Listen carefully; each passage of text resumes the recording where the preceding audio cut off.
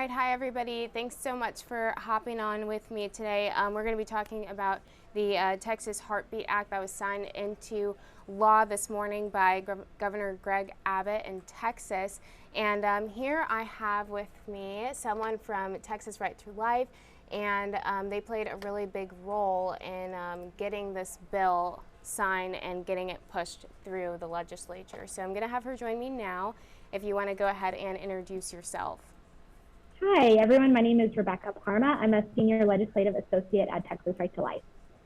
Perfect. So can you just start off by giving us the basics of what this bill means? Yeah, so the Texas Heartbeat Act bans abortion after the preborn child's heartbeat is detectable. And so by standard medical practice, that's about 6 weeks. And so this bill is going to save thousands of lives in Texas, and we're really excited that it made it all the way to the governor's desk and that it is signed into law now and will go into effect September 1st. Thanks for that. And I know that there obviously have been some concerns about the length of time for women, because a lot of women don't know that they could potentially be pregnant at 6 weeks. So can you break down why we're going with this timeline and why this matters? Yeah, so Texas Right to Life, we want to see abortion prohibited from the moment of conception. But the 6-week ban is a huge win because previously the ban on abortion was at 20 weeks in Texas. And so the reason for this 6 weeks is surrounding the idea of a heartbeat, right? This is a universal sign of life that all of us can identify with, and that is very relatable and helps us understand the humanity of the preborn child even more and the injustice of elective abortion. And so that's the thought behind this 6-week ban and the heartbeat aspect of the bill. And so before we go any further, for anybody who is just joining us, I'm going to give you guys a brief rundown of what the act means. So it's going to go into effect September 1st. And like I said, the governor just signed it this morning. And basically, it would prohibit abortions if and when a heartbeat is detected. Also, there is an exception in case of a medical emergency. And so there would be that exception for that. And something else that I wanted to bring up with you is the fact that there isn't a clause in there for cases of rape and incest. And I know that that is a really big concern for a lot of people. So can you kind of speak as to why that may not be included? Yeah, so those are heartbreaking situations, right? And no one in any capacity thinks those are okay or wants trauma exacerbated. But Texas Right to Life's view is that no exceptions beyond medical for the mother are acceptable. And that's specifically because no matter how that child came into being, even through these horrendous circumstances, that doesn't make legitimate the right to kill that child. And so that's why those exceptions aren't included. You know, we want to support women. We want to, especially in those terrible situations, care for them and walk with them through that. But we don't want to exacerbate the trauma of what they've gone through with an abortion. So then, I know that you mentioned that, you know, those are terrible situations, but it doesn't make it right for the baby then to be killed. So what is the alternative for people who might be going through that, because maybe they might not be in a good headspace to then take care of the child once it is born?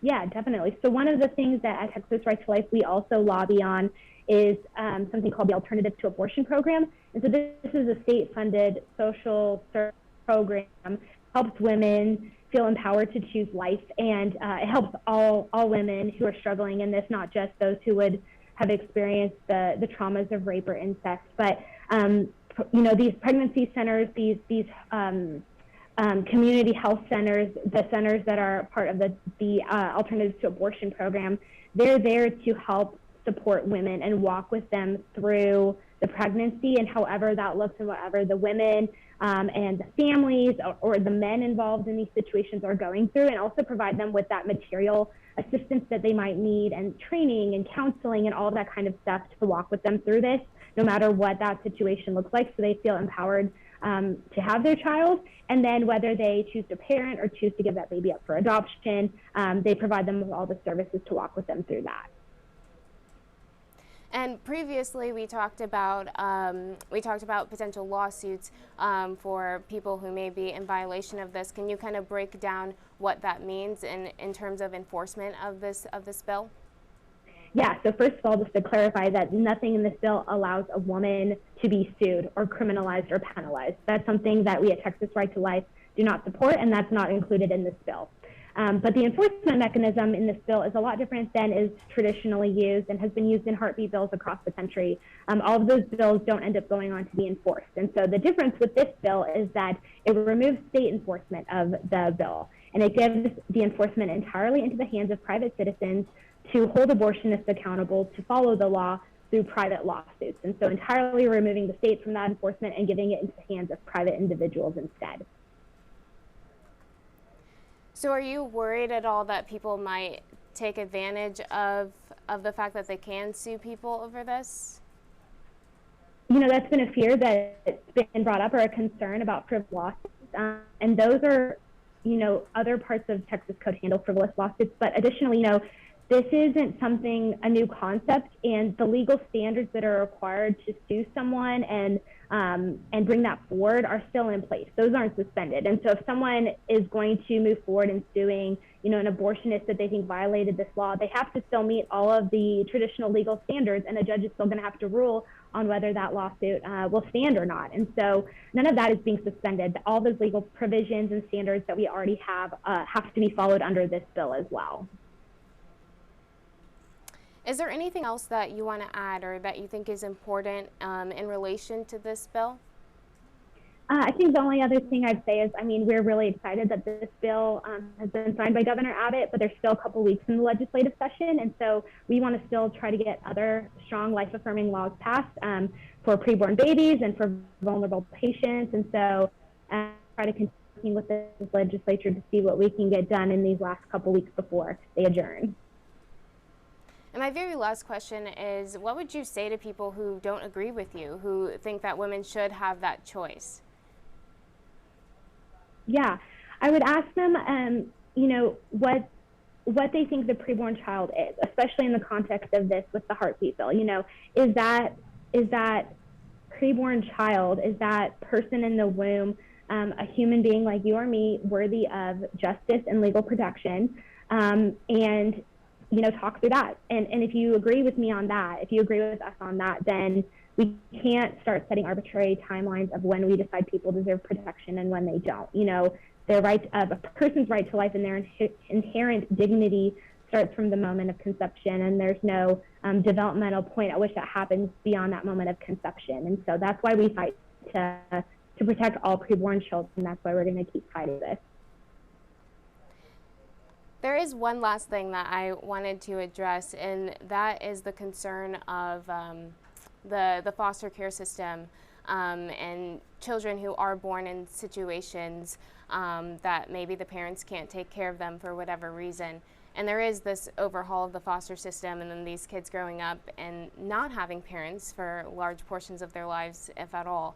And so with this new bill and you know, less and less accessibility to abortions in the state, do you see that being a potential problem down the line?